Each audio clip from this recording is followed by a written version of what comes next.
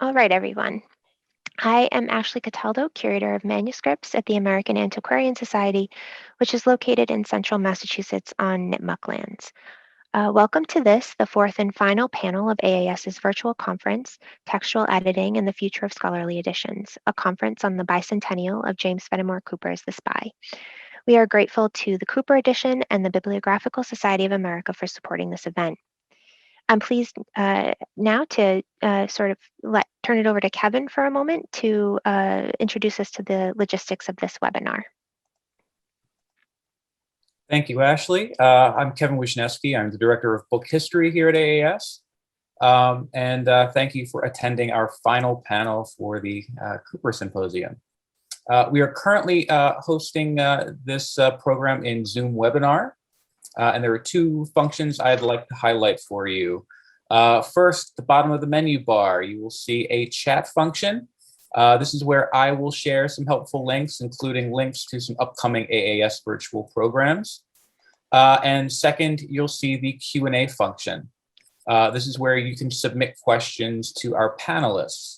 As questions arise during the panel, I recommend that you don't wait until the very end. You can submit those questions at any time, and we will get to those questions at the very end of our talk, and we'll try to get to as many of those as we can. There's also a feature there where you can upvote a particular question, so look out for that. Lastly, I would like to let everyone know that this program is being recorded. For those who could not attend today, the video will be made available on the AAS YouTube channel soon. So thank you, and back to you, Ashley. Great, Kevin, thank you. So now I am very happy to introduce the keynote and moderator for this panel, Matt Cohen. Matt teaches in the Department of English at the University of Nebraska-Lincoln. He is the author of The Networked Wilderness, Communicating in Early America, and the co-editor with Jeffrey Glover of Colonial Mediascapes, Sensory Worlds of the Early Americas. With Kenneth M. Price and Ed Folsom, he co-directs the Walt Whitman Archive, and with Price and Stephanie Browner, co-edits the Charles W. Chestnut Archive. And, using AAS materials, he co-edited George Lepard's novella, The Killers, with Ed Lee Wong. And quite recently, he was elected the new president of the Society for Textual Scholarship. So Matt, I will now turn it over to you. Thank you, Ashley. Greetings, everyone, from the homelands of the Oto, Ponca, and Pawnee, and also from the land of the Cowboy Indian Alliance, planting corn, songs, and resistance in the path of the Keystone XL pipeline.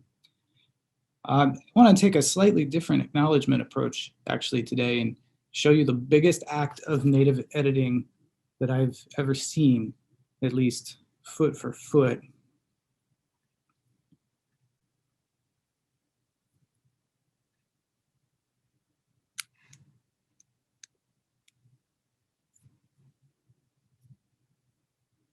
So, let's see. Are you all seeing my text, or are you seeing my PowerPoint? We are seeing the PowerPoint, but not in presentation mode, in case you wanted to go into that. Yeah. Perfect.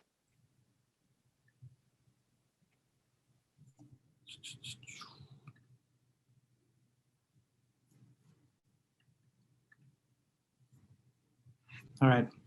I'll just show this for a second and then go back. Not sure quite how to go into presentation mode.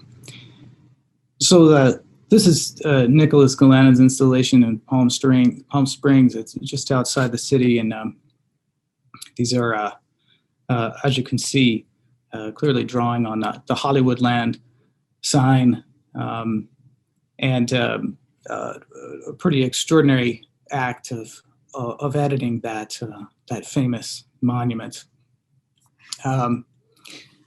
This is a recent installation from 2021, and I'll just quote from the New York Times and the artist himself on this. Glenon's message looms large, a 44-foot tall sign that says Indian land in white lettering styled like the Hollywood sign, which spelled Hollywood land when it was first erected in 1923. The original Hollywood land sign was an advertisement for real estate development for white-only land purchases, said Glennon, Tlingit, an Inanna artist who lives in Sitka, Alaska. This work is essentially the opposite, he says, a call to landowners and others to invite them to join the land back movement.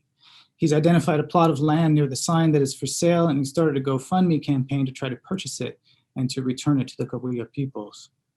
Let's put that link in the chat, actually, for y'all, in case you want to help out. I'll echo the thanks of those who have spoken before us, to Ashley for her work organizing this conference, to Kevin for steering us virtually, to the Cooper edition, and to the AAS, especially for opening this conversation to topics beyond Cooper. I also want to thank the previous speakers for their great insights. They have, frankly, left me very little to say. Joycelyn Moody, drawing on Angela Davis, reminded us that the social worlds we inhabit matter, that editorial work is a human enterprise, and I'd say even one involving more than the human. Every single edition emerges inside and so participates in a world of struggles. Amy mentioned Tisha and the work of Tim Powell and Kim Kristen and Kim's Mukutu platform, all of which consciously participate in those struggles. I'll offer here a brief expansion of those points, a couple of examples and provocations before introducing our three panelists.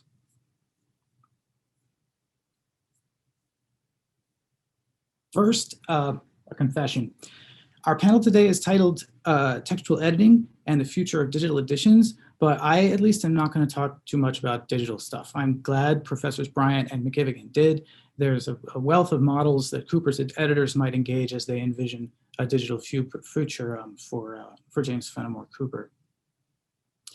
If you want to get into the debates over bitstream-based textual cultures, like whether it makes sense to use TEI-based XML or the glowing triumph of spreadsheets over style sheets in editorial work online lately, or data interoperability, as John mentioned, or the grand unifying potential of the critical editions for digital analysis and research project at the University of Chicago, I suppose we could talk about that in the Q&A, although we might ought to wait until we've all read Matt Kirschenbaum's and Kate Hales's new books, both of which would speak to that question. Share again.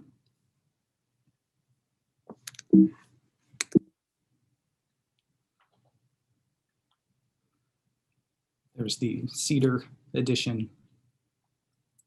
Looking forward to reading this. Kate Hales's book.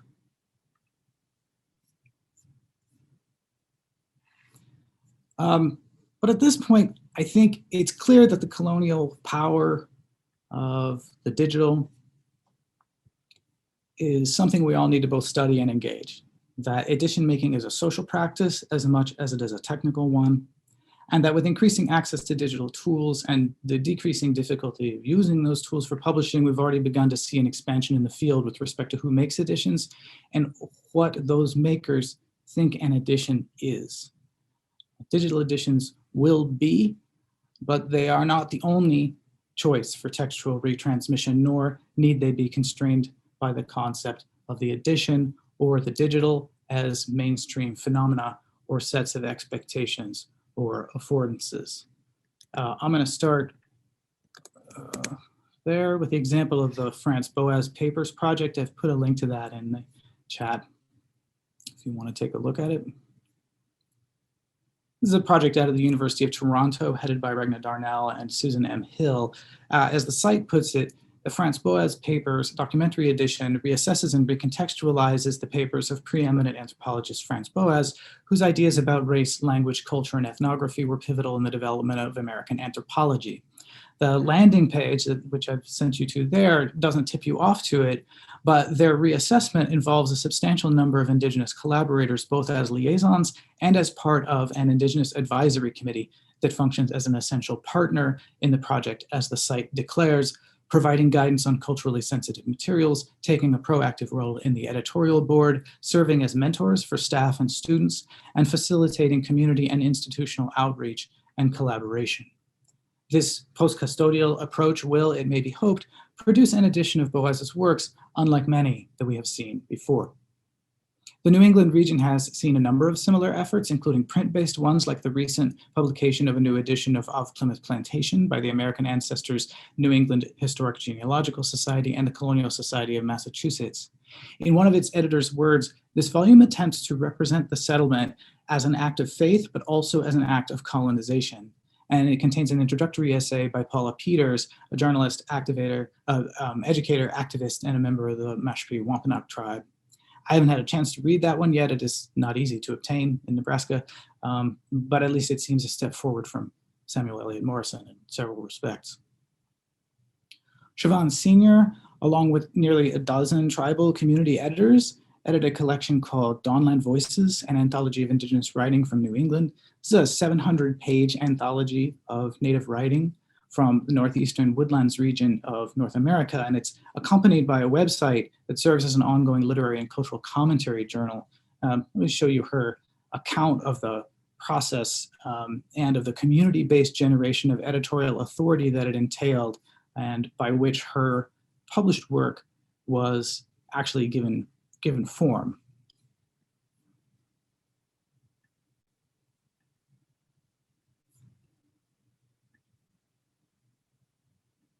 Initially, I assumed, she says, that recovering this literature would depend on my own assiduous archival work. I was wrong. Native people themselves know who their writers are, and they know dozens of them dating back centuries. Many of these writers go out of print the moment they're published. Some never make it into formal publishing mechanisms at all. Some are archived only in tribal offices or individual family homes. And yet tribal communities maintain robust accountings of their own literary histories. Narragansett people know stories about Princess Redwing, who edited Narragansett Dawn in the 1930s, even if they do not have their own copies of that magazine. Wampanoag people recite poetry by Mabel Lamont at public events, even though she appears never to have been published outside of her community on Cape Cod. Penobscot people, years before Duke University Press recovered Joseph Nicolar's 1891 Life and Traditions of the Red Man, were selling Xerox copies of that book out of local gas stations up near Old Town, Maine. Abenaki people cherish their lovingly used copies of 19th century language primers by Joseph Laurent and by Peter Rosaculang, and they circulate them as part of their current language revitalization work. That's from her recent book, Sovereignty and Sustainability.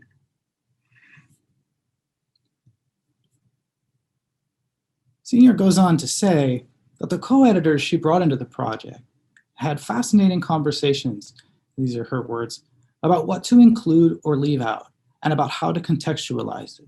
And that ultimately the book felt like it was only the beginning. So we began expanding the anthology into a website, dawnlandvoices.com, which has two sides. Dawnland Voices 2.0 is a biannual literary magazine, while the other side of the website, Indigenous New England Digital Collections, includes a variety of electronic exhibits, one on baskets, one on tribes' efforts to digitize their own collections, and a growing collection of digitized tribal newsletters.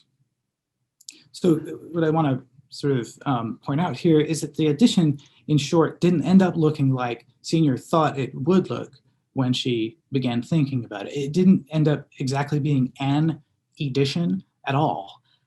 Instead, the end result was a product of an organic process with reference to multiple traditions of literary historical maintenance, circulation, criticism, and knowledge generation.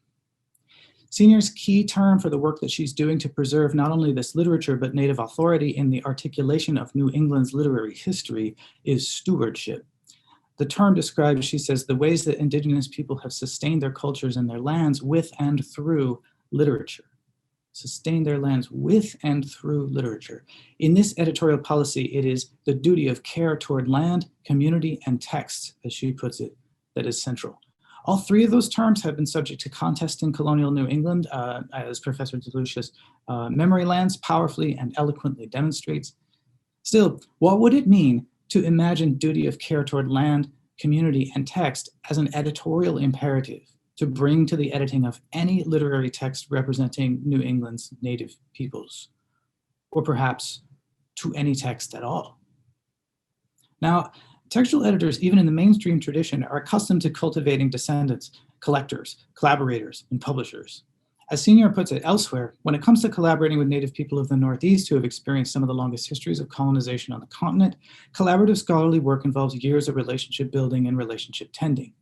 So part of the work entails less a matter of radically different methodological stances, or epistemologies or ontologies, than familiar modes of research and collaboration brought to new partners. But other parts of it might not be as easy for those insisting on standardized publication formats, conventional editorial procedures, tight timelines, or unified editorial arguments. Seniors' experience, and we could add many others, from the development of the Genoa Indian Boarding School Digital Reconciliation Project to Jacqueline Wernemont's reflections on how she might not ought to have done the Edward S. Curtis Photography Scalar Project based on his 20-volume North American Indian. All of that shows that the output of an editorial project might not end up looking like previous editions, even in the now old digital format. To tell native stories around or through an edition may require not doing an edition per se, sometimes not even doing an edition at all. To make this point perhaps more vividly, let me return to the work of Nicholas Glennon, with which I began. Glennon had a history of the kind of versioning with text or the book form beyond that monumental example of it in his Palm Springs installation. Those of you local to the AAS can head up to Dartmouth to the Hood Museum there and see some of his works in a series called What Have We Become? And here I don't have permission to, explicit permission to show this, and so I'm gonna just show an example briefly from the internets.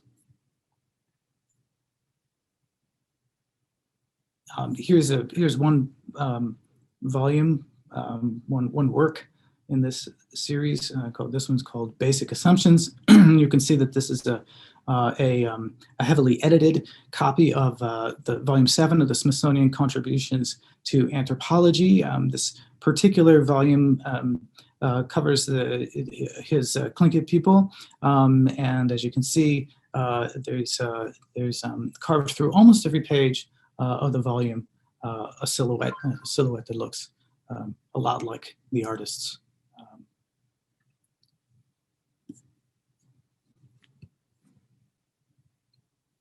The other works in the series are cut out of sometimes blank books, sometimes historical books like this one.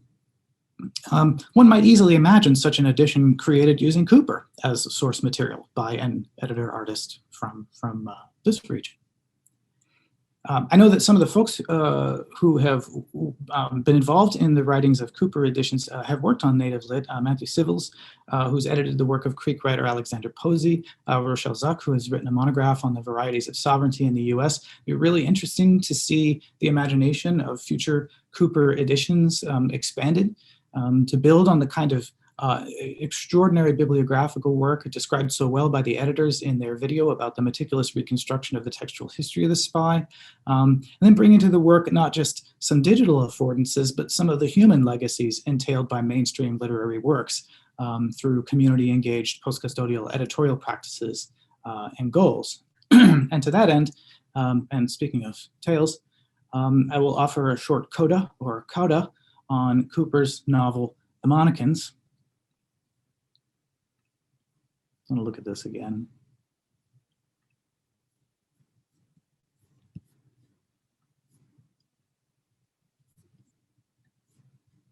There's the Dawnland Voices project. John, I put the Paris edition of the Monnikins title page on here after watching your presentation. Highly appropriate in this case. Much of the Monnikins is set in Paris. And on the left, there's actually the 1860 edition, which is probably very different if the others are to be any judge from the original first printing. Now, the Monnikins itself masquerades as an edition, as a text that Cooper as narrator has received from someone else, and simply, as in the case of Lydia Maria Child's framing of Hobomok, we're given to suppose it underwent no editing at all. Sarah Robbins in her great talk yesterday brought up the difficulties of this kind of presentation, always rhetorical, whether in fact or in fiction.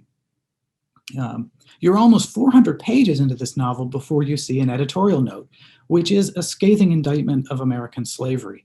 Interesting, not least, because it puts the editor at odds with the narrator, who's given him the manuscript, who is a slaveholder. This note, for the first time, breaks the surface of its supposed first-person reportage about the history, culture, philosophy, and political economy of the Monacans, these monkey-related dwellers in a steamy land in Antarctica. The book is a send-up of many a culture. It's quite funny in parts, and from which Mark Twain, notwithstanding his complaint about Cooper's twigs, clearly stole a bunch of tricks. For reasons I can't discuss because spoilers, but not least, as a cosmopolitan act of irony, the novel seems perhaps unavailable to the kind of descendant-focused post-custodial social editing that I've just been talking about. But I was taught by fellow AAS member Bob Gross that it is good historical method to apply your argument to the evidence seemingly least likely to bear it out, falsifiability being a solid trait of scholarly claims. And I begin to wonder, given the stance toward editing I've just been describing, if the Monacans might just provoke some careful thought about how to go about editing it for our historical moment, conscious of decolonization, the history of racialization, the labor of the rural poor whose work landed the Viscount householders of the British Isles, the history of extraction that has underwritten both of the former phenomena and led us at the same time rapidly toward climate disaster. What might a posthumanist editorial stance look like? One that picked up on Cooper's sharp, fabulistic, and panoptic criticism of human colonization, cupidity, and hierarchicalist stereotyping of all sorts, yet at the same time redressed the anthropocentrism of the Monacans by taking up the novel's threads of climate catastrophe, the environmental impacts of war and trade, and the persistent pervasive effects of slavery. JP's mention of indigenous maple sap collection in his smart talk yesterday on bibliographic forensics put me in mind of this history of different approaches to extraction. He asked, who wrote that extract? A question and a method to extract an author.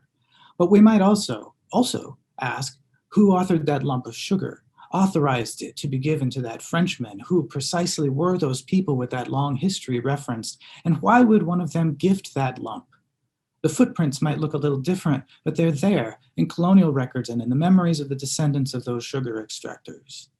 To think of the absence of agency as a grander gesture than that of the editor as publisher, of the non-human dimensions of editorial work and of editorial imbrication in a rapidly collapsing biosphere, of the hierarchical racialized relations that encode every dimension of our daily lives, no less than, of course, the utterances in print of the past. To think of the transformation of our imagination of agency in that context might be worth some doing. We love an interesting fiction, Cooper once wrote, because however paradoxical the assertion may appear, it addresses our love of truth. Not the mere love of facts expressed by true names and dates, but the love of that higher truth, the truth of nature and of principles. That's a good guide to thinking critically about both the love of facts tendency in textual scholarship and the pursuit of equitable principles in any act of transmitting the literature of the past into the future. That's more than enough for me. Thank you for your patience and your attention. I'm going to introduce our speakers, with whom I feel very fortunate to be sharing the screen.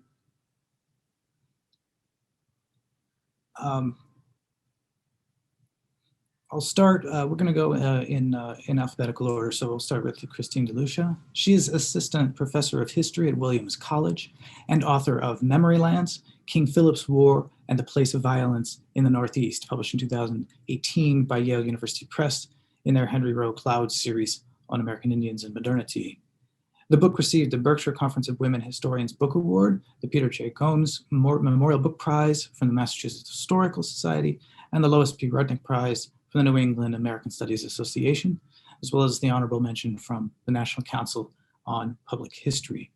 DeLucia has also written for the Journal of American History, William and Mary Quarterly, Early American Studies, the Los Angeles Review of Books, and other publications. And I'll introduce our other speakers before they speak a little bit later on. So Christine, I'll hand it over to you.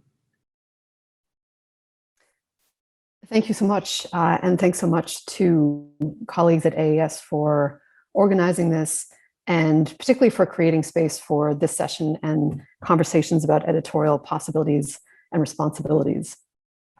So I would like to begin with a land acknowledgement that is also my way of, I hope, opening up a conversation about intellectual sovereignty and the possibilities for collaboration and the digital in particular Native spaces and across multi-tribal spaces. So today I am speaking from the homelands of the Stockbridge-Munsee Mohican community. They're a federally recognized tribal nation.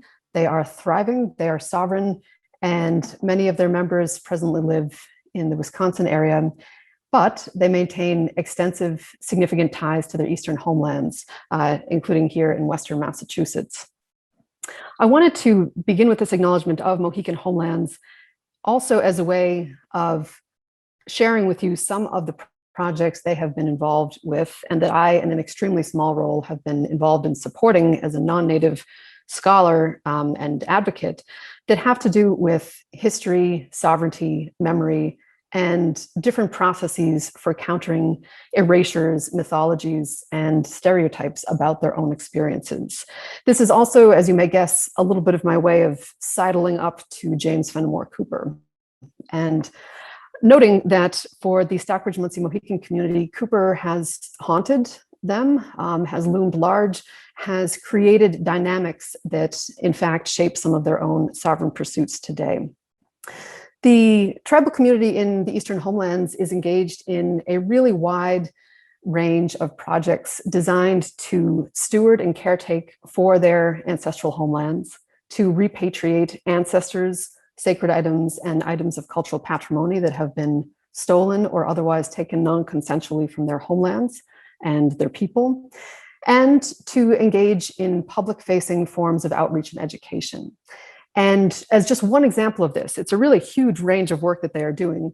There is now, it's publicly available, the Mohican History Walking Tour, in which community members have been collaborating to produce, using GIS, digital mapping, images, video interviews with present-day community members, documentary research, this really quite extraordinary re-rendering of the main street in Stockbridge, Massachusetts, which may be better known in popular representations as Norman Rockwell's site of work. Instead, what Mohican community members are emphasizing is that this has been and continues to be an extraordinarily important Mohican place. And part of this work has come about through the unwavering efforts of the Tribal Historic Preservation Office and the Cultural Affairs Office, Heather Briggle being the Director of Cultural Affairs, Bonnie Hartley in the TIPO or Tribal Historic Preservation Office role. And part of it has begun to take shape through a range of collaborations with non-tribal entities, including the Upper Housatonic Valley Heritage Association, and now, and I want to emphasize at a very early stage, relationship building with Williams College. Williams College, where I work, is named after the Williams family, particularly Ephraim Williams, who were the colonizers incredibly directly involved in dispossessing the Mohican people in the 18th century, leading to the removal against their desires of the Mohican community westward in the 18th century. So all of these pieces are now beginning to come together, and there are both many promises and challenges attendant to this work. As I mentioned, there's a haunting going on here from James Fenimore Cooper's work and its many iterations, including the Daniel Day-Lewis vehicle. And by haunting, I mean both the erasure narrative, the lasting, as Ojibwe scholar and leading historian Jeannie O'Brien has written about, this presumption that Cooper is very much a part of in Anglo-mythologizing that Native people were vanishing or had already disappeared. This is something that the present-day Stockbridge-Munsee Mohican community is contending with every day. Expectations by outsiders that they no longer exist.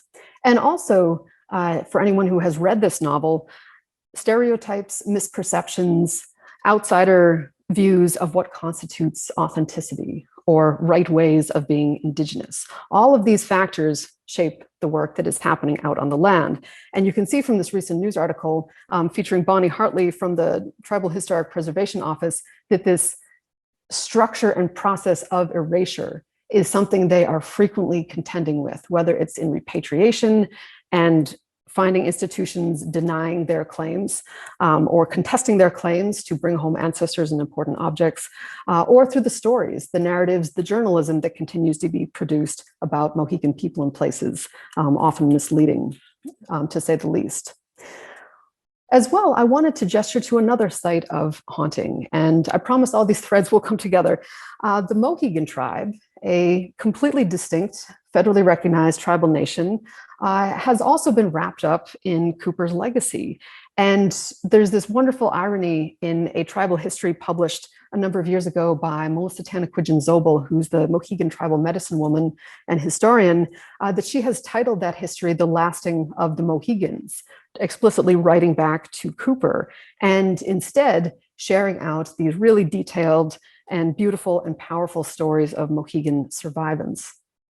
In addition, since we're speaking about the digital, the Mohegan tribe has been deeply involved in a number of interpretive projects, including, you could visit this online, the Uncas Leap Walking Trail, which has both physical presence and signage out on the land in Mohegan homelands, and this virtual interface where you can click through to learn more about not the Fenimore Cooper character Uncas, but the real sachem, leader, honored leader, Uncas.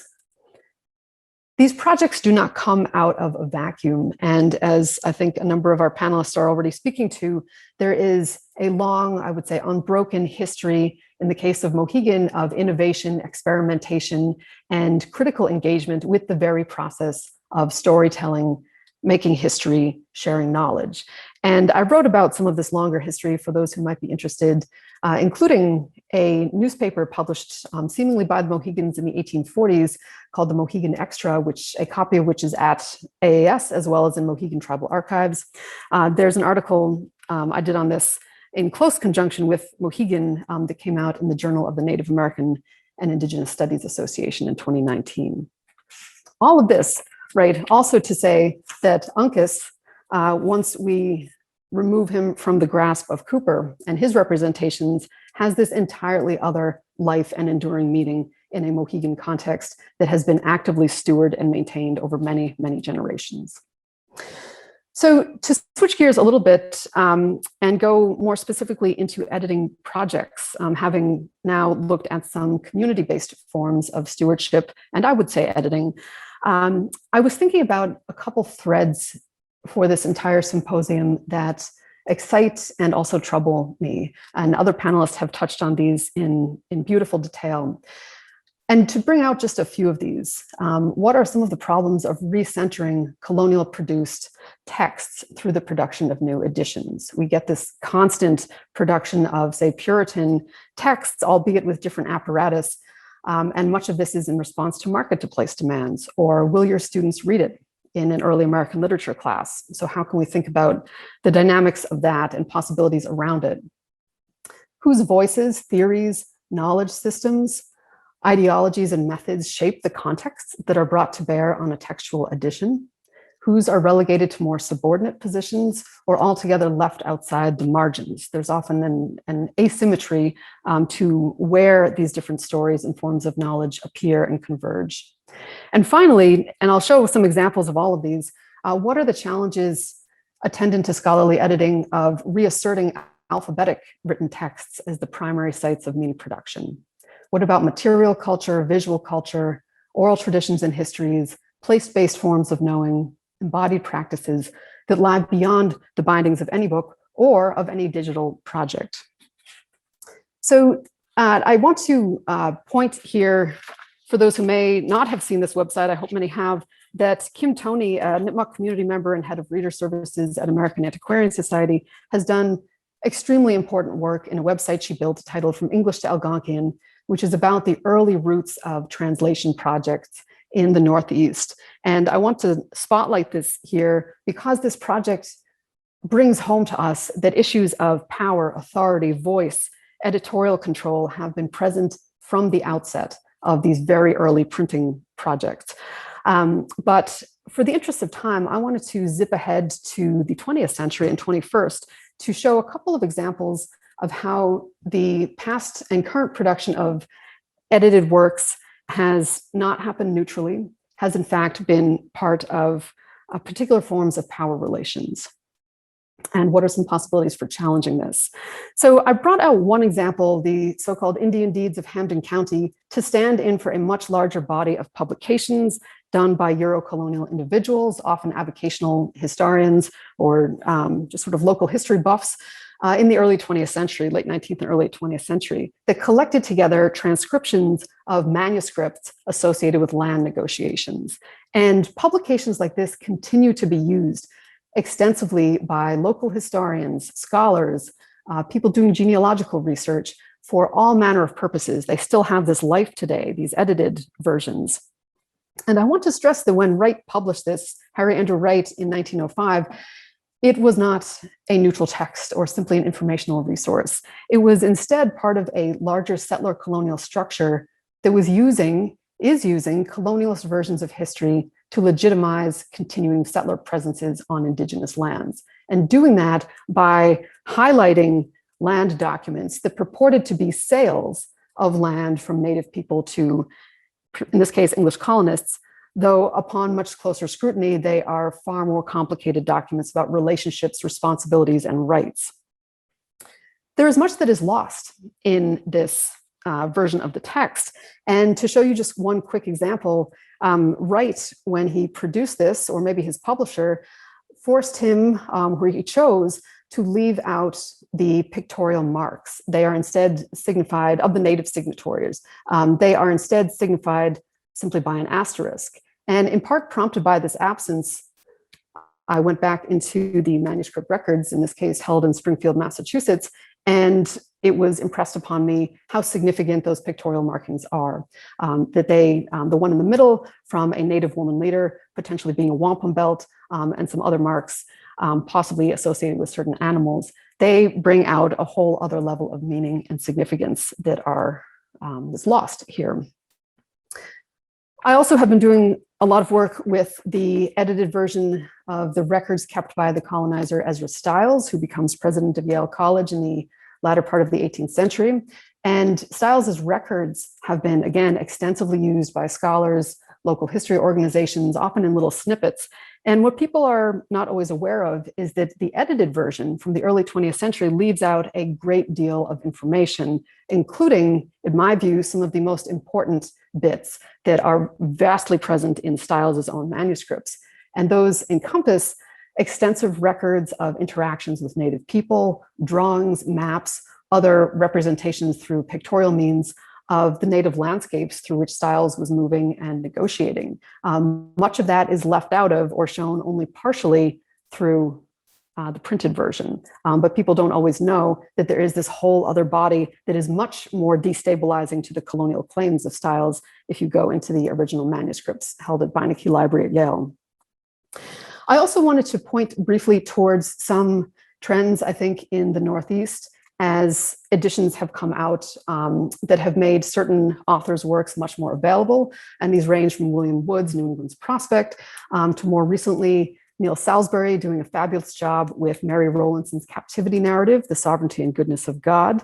I want to acknowledge the important work that Neil did in choosing the accompanying documents so that this does not become just Mary Rowlandson's English captivity story, but instead, through the accompanying documents, we see testimonies about Native children at the end of King Philip's War being sold into indentured servitude and slavery. We see petitions by Native people. We see the legal morass that they are confronting post-King Philip's War. And in that way, it is not just multivocality, it is an intervention into the very claims and assertions of power that Rowlandson herself is embedded in. More recently, these editions keep coming in very exciting ways, including Kelly Wisecup, her recent Good News from New England, and even more recently with Lisa Brooks, A Plymouth Colony edition with multiple texts in it. And then, as mentioned, this recent of Plymouth Plantation with introduction by Paula Peters from Mashpee Wampanoag. What I have been thinking about in these is both the exciting possibilities of the many perspectives that they author, the way they decenter the colonial text and point of view, but also the limitations, perhaps, of this form in which the colonial does still often remain the central text and everything else is supporting apparatus or in some kind of not as central or privileged role. And of course, there are exceptions within these texts, but it is something that is on my mind as maybe an intractable thing to be working against. Just a few other thoughts, and then I will turn this over. Digitally, there have been so many projects in the Northeast, including Dawnland Voices, that have done this extraordinary work of community-based, community-responsive work.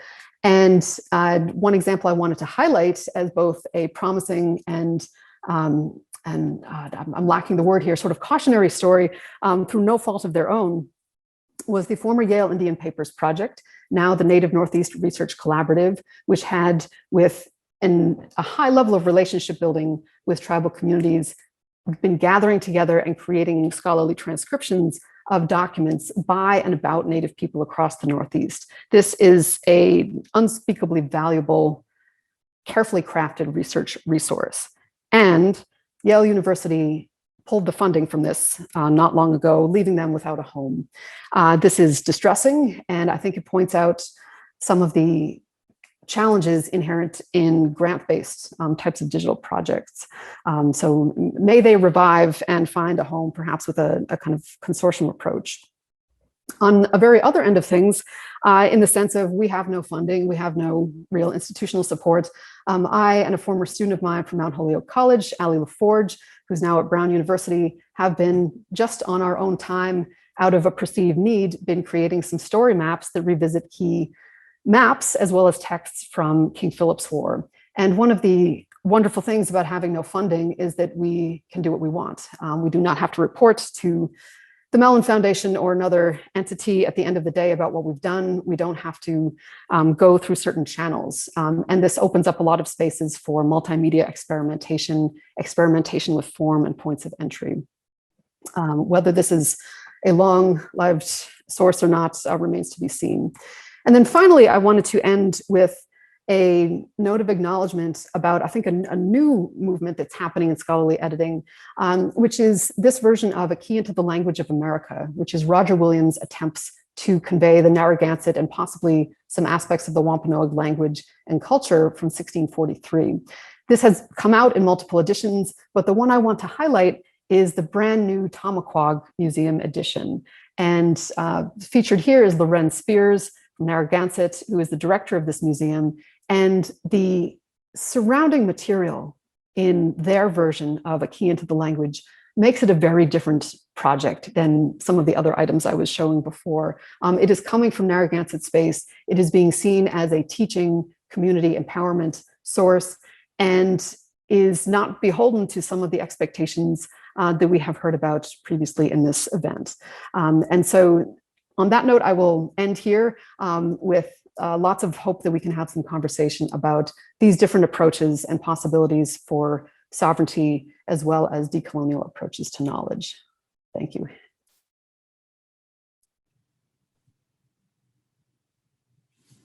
Thank you, Christine. Thank you for that, those inspiring examples, and also for your very hard questions that you put for all of us to think about. Our next speaker is Jimmy Sweet. He's Lakota, Dakota, and he's an assistant professor in American Studies at Rutgers University. His book project, The Mixed Blood Moment, Race, Law, and Mixed Ancestry, Dakota Indians in the 19th Century Midwest, excavates the legal and racial complexities in the experiences of Indians of mixed ancestry as they navigated both the indigenous world and the American state. Jimmy, take it away. Hello, my relatives, and thank you for attending this panel today. So I have a PowerPoint to share. Maybe. I do not have a share button. There we are. There it is. I think I thought I would get used to this.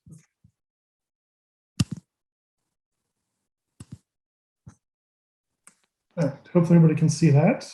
We can. So in his book, Why Indigenous Literatures Matter, Cherokee scholar Daniel Heath Justice writes that all literatures matter and all cultures have a literature. he goes on to explain that for Native people, literacy, as we understand it today, largely came through the colonial project, particularly through forced Christianization and assimilation. Indigenous people in the US, of course, continue to experience assimilation pressures under American settler colonialism. But because of this, there's this persistent myth that the introduction of literacy to Native Americans came at the cost of the loss of Indigenous cultures and lifeways. Justice goes on to explain that there's two kinds of stories that heal and stories that wound. This myth is one of the stories that wound. So stories that wound are stories that colonizing populations tell about Native people. These are typically stereotypes and mythologies in support of white supremacy and settler colonialism. While stories that heal are the stories that Native people tell for and about themselves. These stories often deal with trauma or other issues in Indian country, but more importantly, these are often stories of survival, of persistence, of resistance, or stories of decolonization. I've been inspired by Justice's work to think about literacy and language and how to turn a story that wounds into a story that heals. So today I want to talk about my efforts to excavate a small group of vocabularies, dictionaries, word lists, and other writings about the Dakota or Lakota language published by non-Indians between 1778 and 1907, including a few manuscript sources. I argue that these should be analyzed as Indigenous texts in their own right. And I should point out before we go on, Lakota and Dakota are the same language. They're just different dialects of the same language. They're mutually intelligible. So sometimes I'll say Lakota, sometimes I'll say Dakota, but we're talking about the same thing. This is a picture of my bookshelf. It's kind of off screen above my head over here. This comprises my collection of books in or about the Lakota or Dakota language. One shelf might not seem like much, but this probably represents at least 25% of all the books published in or about the Lakota language. And most of the rest of those texts are Christian texts translated into Dakota in various editions and things like that. And there are, of course, other texts in the language. There were 4 Dakota language newspapers over the years. There's been pamphlets, documents, letters, things like that still exist. But also keep in mind that Lakota is one of the better documented native languages. So there are people in many different tribes who would give anything for half the resources I have here for their language. So looking at this shelf, there are some texts, there are a few children's books. Most of these, though, are dictionaries, grammars, and textbooks. So the Lakota people have retained their oral literature, and there's a rich literature published in English by Lakota and Dakota authors. So older works by Zetkalisha, Luther Standing Bear, Black Elk, Charles Eastman are still studied intently, as are some more recent works by Susan Power, Elizabeth Cook Lynn, and by DeLucia Jr. But literature in the Lakota language is minuscule. And I've decided to focus on language materials, the building blocks of literature, but also analyzing these pieces and as a kind of literature in their own right. So as I talk, I'm going to share some images from some of the texts that I'm talking about here. Most of these dictionaries and vocabularies were compiled by white missionaries, explorers, fur traders, government officials, soldiers, that kind of thing. For that reason, most of these texts have been put off as the product of outsiders or colonizers. And therefore, many Dakota people today perceive these texts as having little value, as essentially being the tools of colonization. And so, they've largely avoided using them. But I argue that these texts do have value, which I'll get into shortly. But I also argue that Native communities need to reclaim these materials as their own, and scholars need to pay more attention to them. So these explorers, travelers, missionaries, and so on didn't create these texts on their own. They represent the labor of our ancestors who taught them the language. Our ancestors were patient and took the time, effort, and energy to teach their language to people who came into Dakota country. It's true that these men typically had biases and their own agendas for wanting to learn native languages. The texts they created are incomplete and often contain mistakes. But they were only able to do what they did with the labor of Native people. These texts exist only because of the Native people who found value in sharing their language with outsiders. Unfortunately, the Native contributors to these texts have often been rendered invisible. I hope to render them visible and reclaim these texts to use for the purposes of Indigenous people.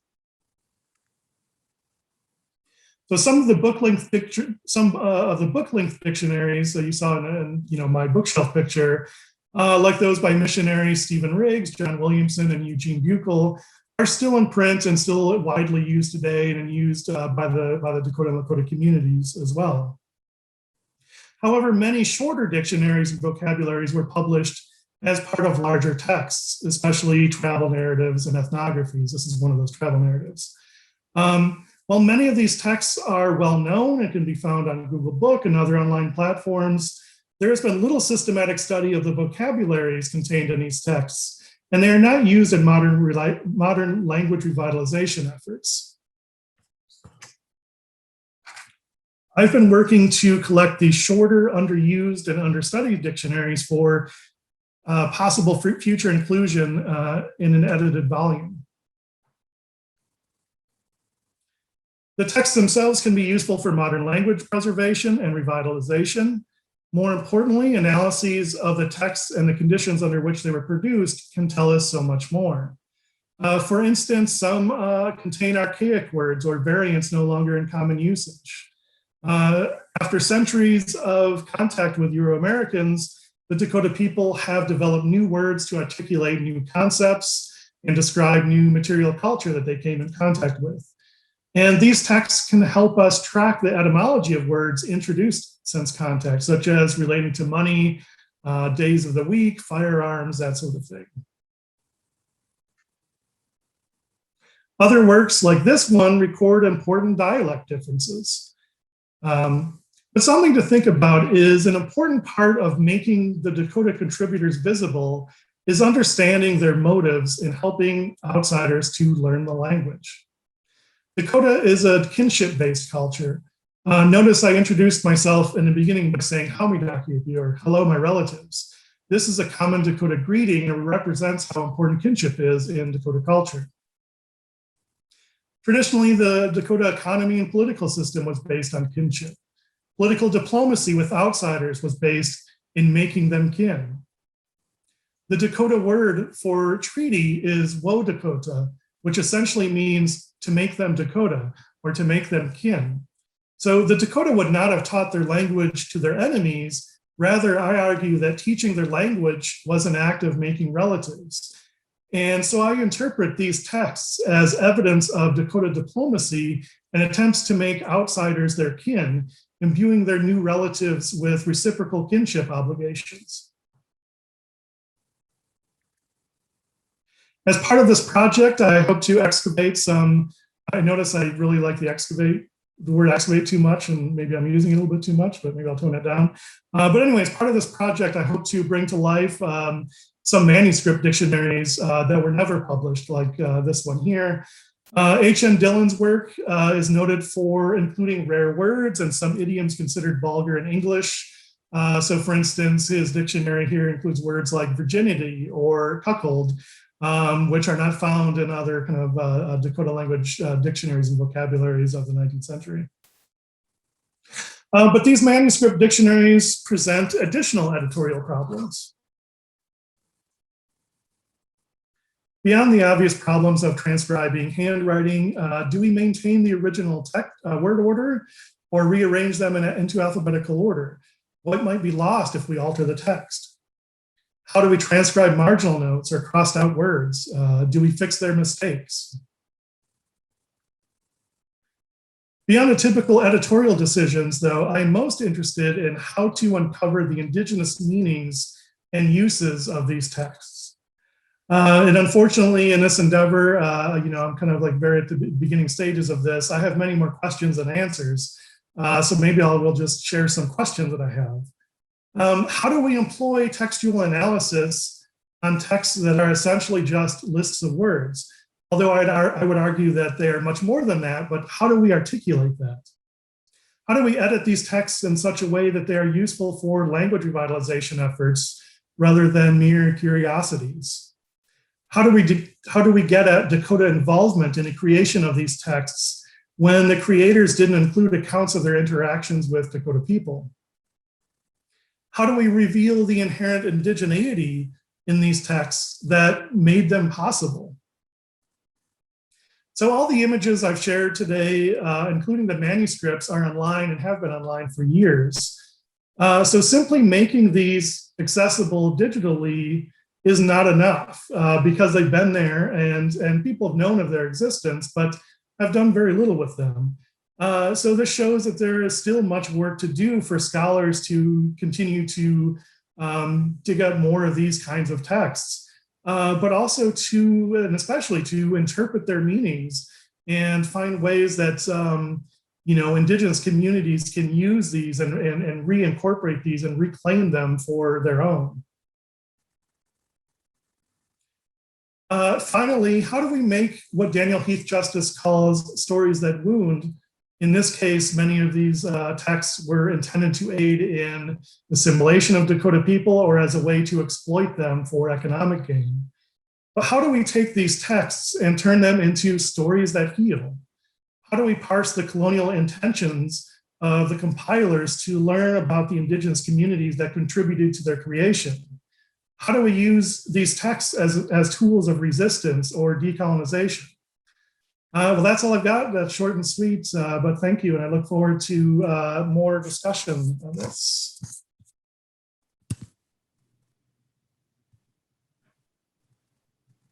Great. Thank you, Jimmy.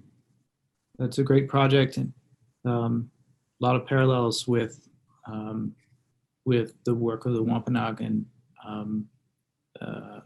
other folks that on Roger Williams's Key into the Language of America and Language Revitalization. Also, Lisa Brooks's great work on the native translation and the print shop at Harvard and the John Eliot sort of collective. Our final speaker on the panel is Robert Warrior. Robert is Hall Distinguished Professor of American Literature and Culture at the University of Kansas, a citizen of the Osage Nation. He's the co-author of Like a Hurricane, the Indian Movement from Alcatraz to Wounded Knee, 1996, and the author of Tribal Secrets, Recovering American Indian Intellectual Traditions from 1995, and The People in the Word, Reading Native Nonfiction in 2006. He was one of the three authors of American Indian Literary Nationalism, which came out in 2008 from the University of New Mexico Press, and a member of the Native Critics Collective that produced Reasoning Together, an excellent collection of essays in 2009. He's the past president of the American Studies Association and was the founding president of the Native American and Indigenous Studies Association. He was founding co-editor of that association's journal, Native American and Indigenous Studies, the cover of which we saw in Christine's presentation. And he is the editor of the Indigenous Americas series at the University of Minnesota Press. Before moving to the University of Kansas, he taught at Stanford, University of Oklahoma, and the University of Illinois. In 2018, he was elected a fellow of the American Academy of Arts and Sciences, and he is an elected member of the American Antiquarian Society.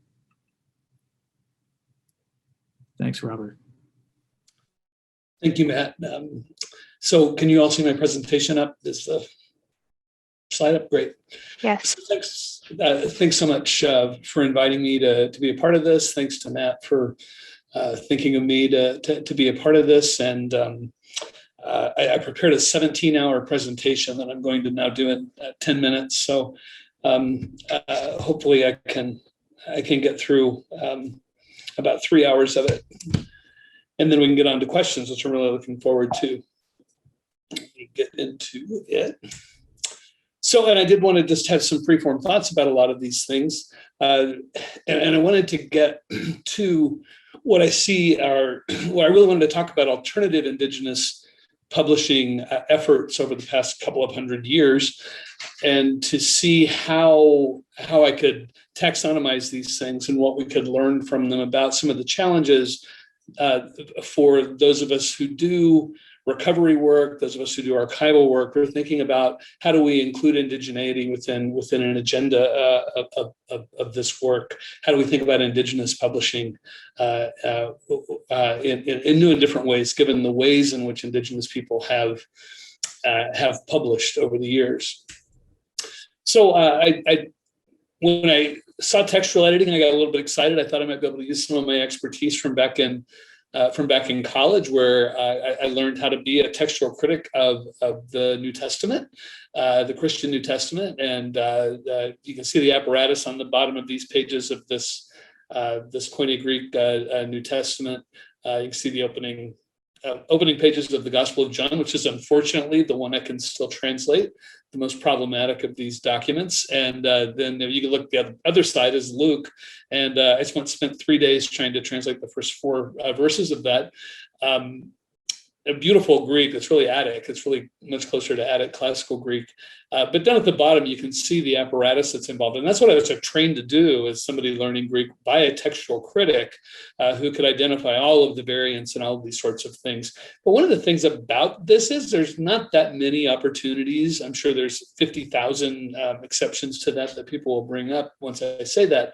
But that this is not the primary challenge, I don't think, in front of us in thinking about indigenous writing and how indigenous writing impacts larger histories of publication and of writing. And I wanted to just give these points to consider as we try to think about how to include indigeneity. Just quickly, what assumptions circulate regarding Indigenous editing and publishing? We're doing a pretty good job of thinking of Indigenous people as readers and as writers, but when we expand that conversation to really think about Indigenous editing and publishing, what further assumptions are circulating?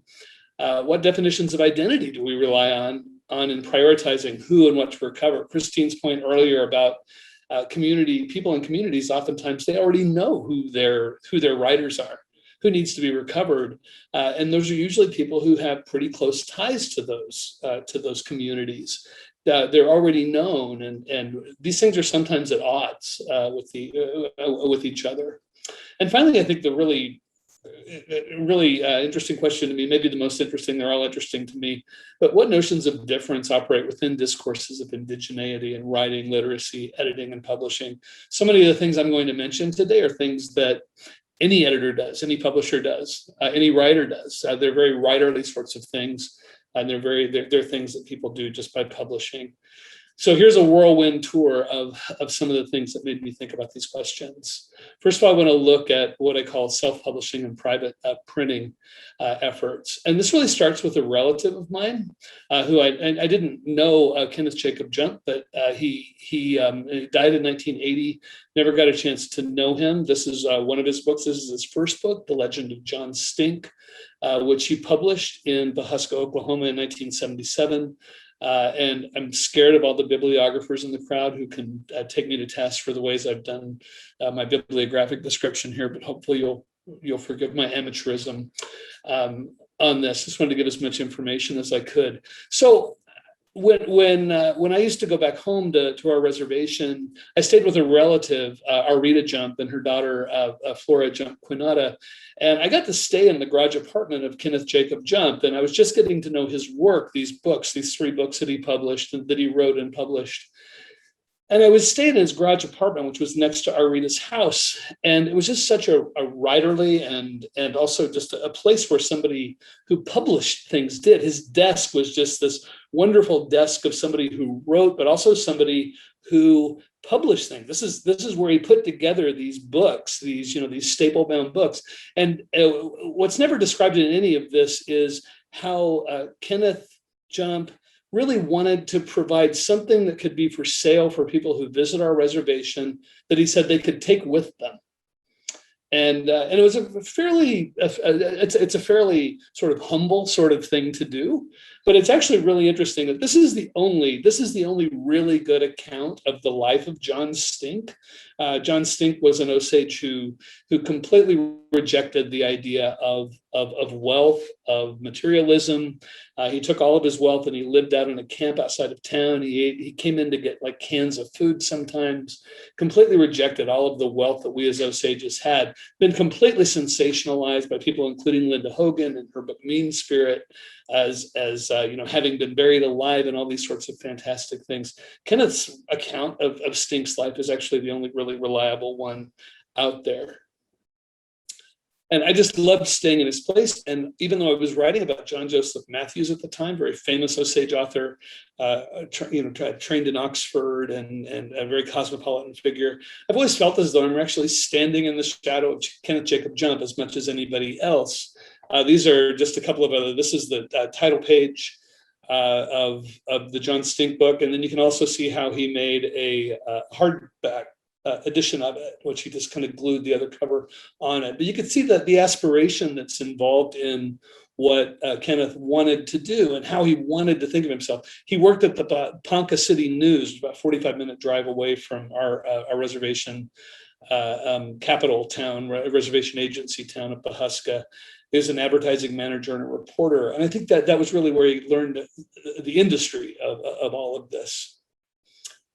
These are two of the other books, Osage Indian Poems and Short Stories, 1979, so 2 years after the John Stink book. And these are, all three of these are after he retired in 1976. Never graduated from college, attended Notre Dame and also attended Oklahoma State, and then came back home and worked for the rest of his life, mainly in Ponca City. And then his relatives put together the book that he was working on when he died in 1980, 3 years later, in this one. And so this really opened up for me the idea that there were these books out there, and I'd always keep an eye for similar things, and I would find them. And of course, the towering figure I think over all of this is William Apes, or William Apis, and his 5 books, which were all essentially ones that he published, had printed privately, that he wrote. He did his own distribution. He carried them around with him, sold them in different places. This is very much in line with publication from the time, which a lot of you know a lot better than I do. But it very much a figure who, as the history of publishing is changing in that period of time in the 1820s and 1830s, is doing this sort of older version of it, of kind of doing things on your own, even as the mass market is starting to be created.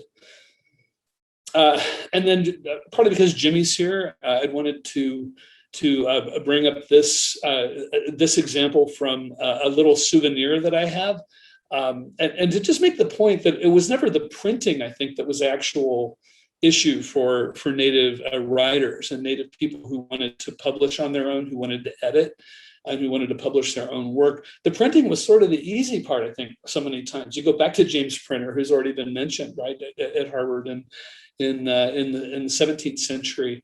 But this is an example of seeing a souvenir, something that was given out to people as they came to the Santee Normal Training School, which was a place that taught Dakota people.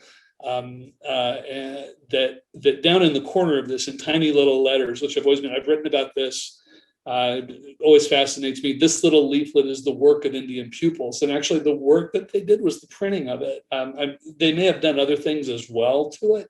The one we do know they did is that every one of these schools had a print shop. And the printing was something that Native people could learn. You can see in this, it has the Constitution in the Dakota language in it. And it's a little fragile little thing that I found a bunch of years ago. But I've always loved the little red letters down there. So, but this is a history that actually goes far into the 20th century, into the 21st century. Here's a book that comes out of the same tradition of self-publishing, this one by Ron Evans, or Tennequare, of his Comanche thoughts, as he says.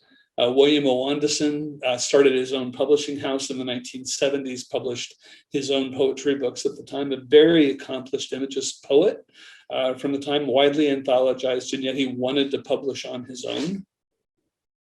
There are tons of other examples of all of those. Where we see a lot of things as well as the history of especially poets in the Native world working in small presses. And I've got several examples of dozens, actually scores of these sorts of things.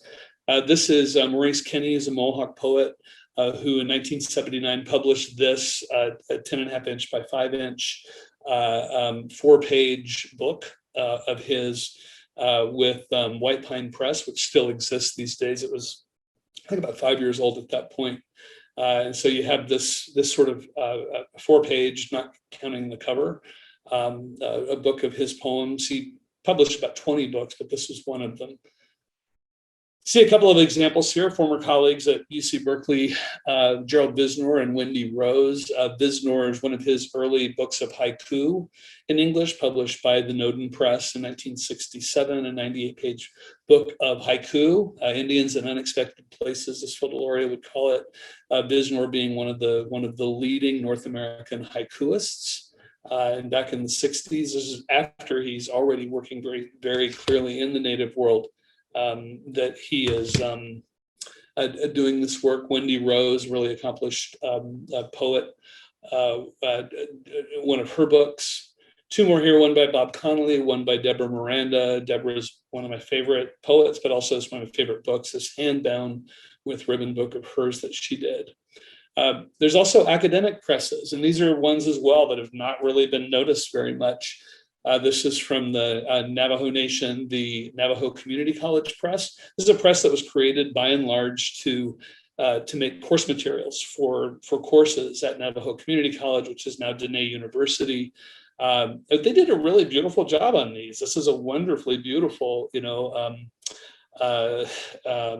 cover of this with the 3 parts on it. That's really quite a lovely book. And there's a whole history here that's really never been written of the Navajo Community College Press, as far as I know. I think it shows up in little bits and pieces, but nothing like an actual history.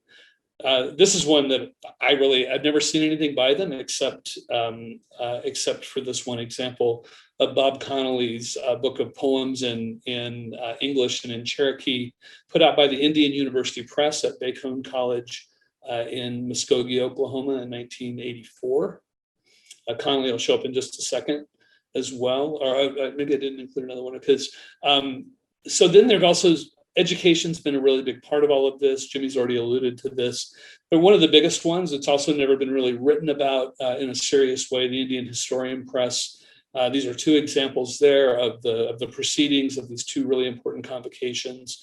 I think that this is a joke, but I think I have the only copy of the first Convocation of American Indian Scholars Proceedings, because nobody else ever quotes from it except for me. And it's one of the richest, most wonderful books in being able to piece together what was happening in 1970 at this meeting. This meeting at Princeton really gives some great insights into what was happening in the thought world of American Indian people at that moment. This is another very much, this is a minor. I've never seen anything again by people from this program, from the Blackfeet Heritage Program in Browning, Montana, of these ghost stories that were put together in 1979. I just asked Sterling White Holy Mountain, who's a really wonderful writer now, freelance writer and other things, if he saw this. He goes, I grew up with that book. I love that book. I can't believe you have a copy of that book. Where did you find that? So I scanned it and sent him the whole thing. And so these things still have a kind of a currency. And then the final example really of how these things open up into a much broader Indigenous world.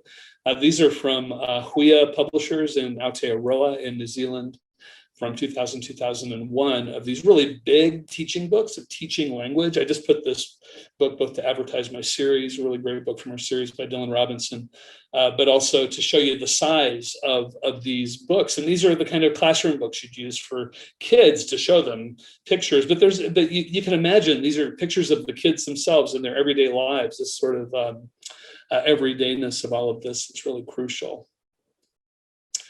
Then I just wanted to go back to these points to consider and to reconsider them, and about what assumptions are circulating. Somebody edited all of these books. Somebody published them. Somebody sent them to the printer, gave the instructions to the printers. This doesn't even take into account all of the editing that's done of the millions of words of tribal newspapers and things like that. Definitions of identity. Pretty much everything that you see here are things that come out of Native communities. Sometimes there will be things that come out of small presses by poets that don't seem as connected, aren't as clear, but usually these things that come out of the academic presses, the educational programs, these things are coming out of communities. And then this question of difference that I think is so important. I think that those questions of difference are crucial. I want to be able to recover the oral. I want to be able to cover the other sorts of ways of being literate, of expressing literature. But I want to also include these examples as well that I think are so important. So that's it for me. And if there are questions, I'd love to answer them and have conversation with colleagues on the panel. Thanks. Thank you so much, Robert. Thank you to all our panelists for an extraordinary range, but also depth of challenge to conventional thinking about editing. Ashley, I'm going to hand it over to you again to forward us the questions folks have been asking. Okay, so we don't have any questions in the Q&A quite yet. We'll give people a chance to put their questions in, but Matt, I don't know if you want to get us started. I can also sort of ask a question that I've been thinking about as we've gone through these talks. Yeah, why don't you go ahead, Ashley? Okay, Matt, you mentioned an 1890 Xeroxed copy of a text that was mentioned in Chauvin Seigneur's recent book. Christine, you mentioned the sort of move from the asterisk back to the sort of pictorial mark. Jimmy, you mentioned a lot of these texts that have been available on Google Books or elsewhere, in particular that Manuscript Dictionary that includes many words that have not made their way into other vocabularies. And Robert, you were talking a lot about self-publishing and the small presses, and honestly, I really would love to have a tour of your library now. I didn't realize you had such an extensive collection. But at this conference, we've been talking a lot about the ways that communities create texts, but you all are talking about sort of recovering very basic things like the text itself. Moving even to an earlier phase before we do textual editing. How do you think about that process of, recovering the Xerox or recovering these, self-published texts? I mean, Robert, I know we're kind of laughing about you being the only one to quote this one journal, but what if it were the only edition?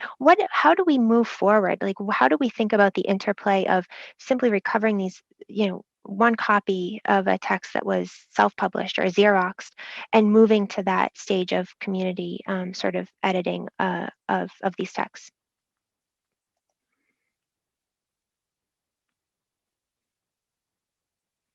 We also have some questions in the chat, in the Q&A. So if no one wants to touch that, we can move on. I can kick it off and just say it's a great question. And there are at least two sort of strands to it that I'll just put out there because you're talking about sort of the physical recovery of text. And the first is to sort of problematize the notion of recovery in a way I think Christine did really beautifully, and to sort of say these texts are being curated currently, and I'm going to use Jimmy's sort of very broad definition of what we mean by text there, and so that there's sort of a one complication of the question has to do with in whose authority rests the question of what constitutes or counts as a text to be transmitted, to be preserved, and by what means. So before you even get to the whole kind of Western editorial, put it into a book, kind of thing, however creatively the book may be conceived, and Joe Rezick's presentation, for example, sort of put some of that on the table. There really is a question of definition and agency first, and then second. So the other thing is, thinking about Robert's amazing collection, the one of the things that has happened for a long time but has been accelerated in the book market as it has become mediated by books and other online retailers is that it's very often the case that these texts, which do not exist in large numbers, but which do involve the fetishized subjects of colonialism, very rapidly become rare and expensive. And they end up, therefore, in the hands of not of the communities from which they come or even to which they're directed, but in and we're grateful to places like the AAS because they sometimes we can get access to them, but even then there is there's a form of limitation on access that isn't just about language and the usual institutional features, but also about the marketplace and about the continued sort of colonization of that space. So those are just a couple of things that occur to me, and there's much more to say on that question. So I'd love to hear from my panelists. Matt, that made me think just a real quick point to add on top of that, which I think you're exactly right. There was a point at which this market became very much impacted by people in Hollywood who somehow decided they were marketed to because they had money. And so these books, the prices just at a certain point in the 1990s just skyrocketed. Because there was a market amongst people in Hollywood to say, hey, you want an 1835 book by a Native American author, Native American, oh my gosh, and then it just became a thing. And so then the market really changed because of that, which was terrible for those of us who were collecting.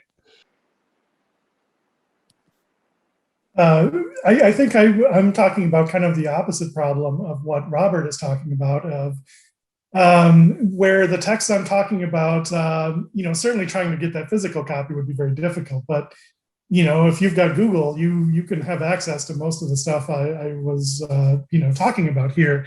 I think what the issue is there needs to be some kind of, and that's hopefully the work I hope to do in the future, is to be an intermediary to say, hey, look, everybody, this exists, but not only it exists, but help provide both Indigenous communities, but also scholars of ways of, hey, look, this is useful, let's look at this. And my hope is that it would be useful for Native communities, for language revitalization efforts, or just to reclaim their own, what I perceive as Indigenous texts, despite the fact they're being compiled by non-Native people. But also to be a kind of intermediary to scholars and hey, look, everybody, these texts exist. Let's delve into these a little bit more, and not that they've been completely ignored, but a lot of the specific vocabulary sections of the text I'm talking about have been ignored, and so that's the work I see, is just trying to be an intermediary. And like I said, I only have questions, I don't have the answers, and so I'm still trying to figure that out. But that's how I'm kind of approaching this.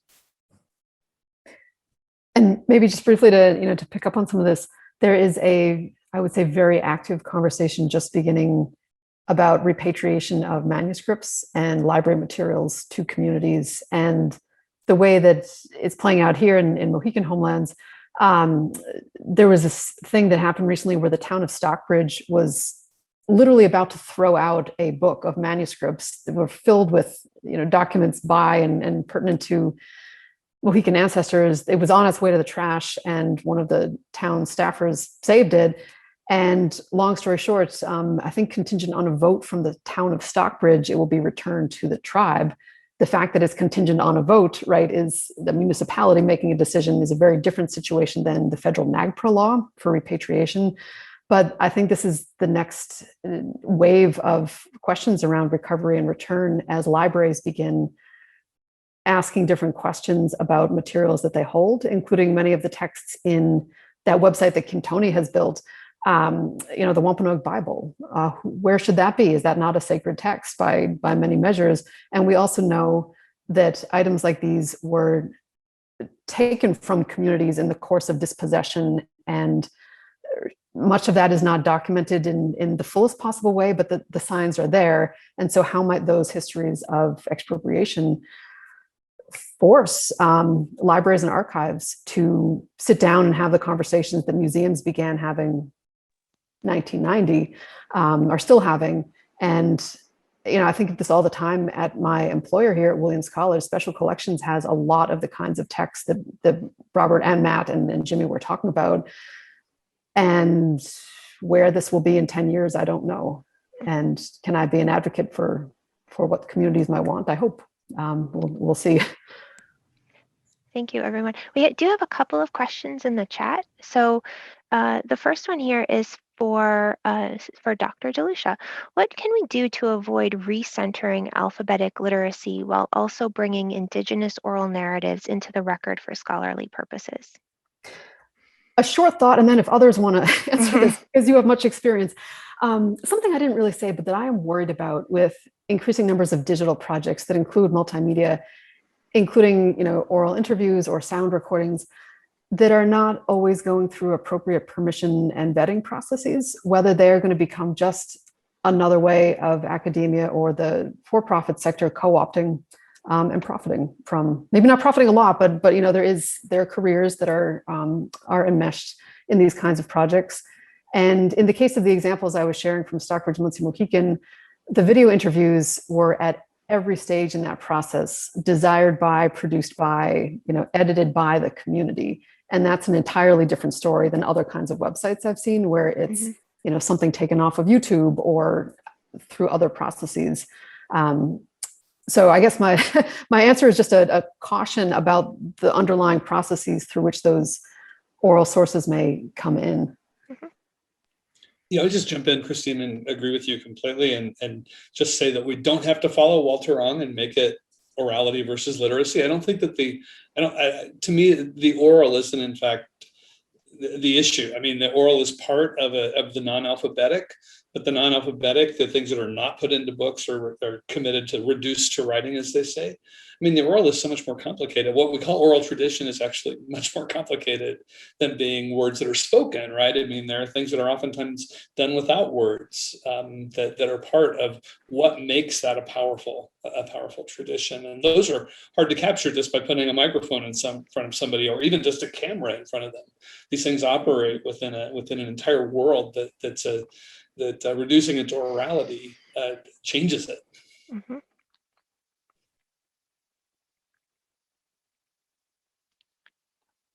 Okay, and one other question in the chat, and this is directed at Jimmy, but again, any of you feel free to take it on.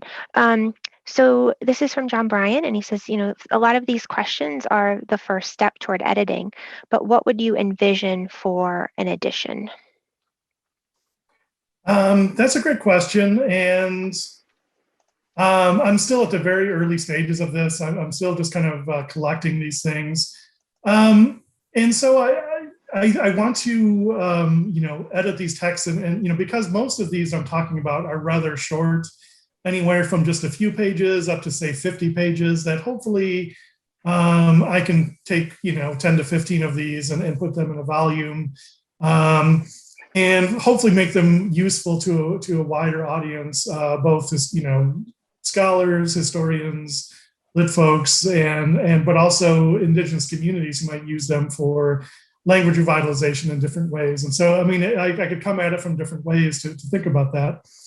But for me, from my personal perspective, the more important part of this is studying the texts themselves and, learning what I can about how they were produced, in what way Native people were involved in them. And so that, in terms of like the amount of writing in a text or something that I might put together in a volume, half of it might just be those kind of editorial comments, that study, that research of the documents itself, because I think that's necessary in order to illuminate their value and usefulness in various ways for scholars or for language people, that kind of thing. Fantastic. Well, I can't believe we are already at time. And this brings us to the conclusion of the events over these 2 days. So we honestly at AAS are so glad that you are all able to join us. And this was such an incredible way to end the 2 days. So thank you to everyone for sharing your work. we do hope we can find some way to continue the conversation. And to those who are attending, if you've missed any of the panels, they will be available on the AAS website very soon. So thank you all again. This was just, I think, everything that we were hoping for these past 2 days. And so conversations were absolutely incredible. Thank you so much.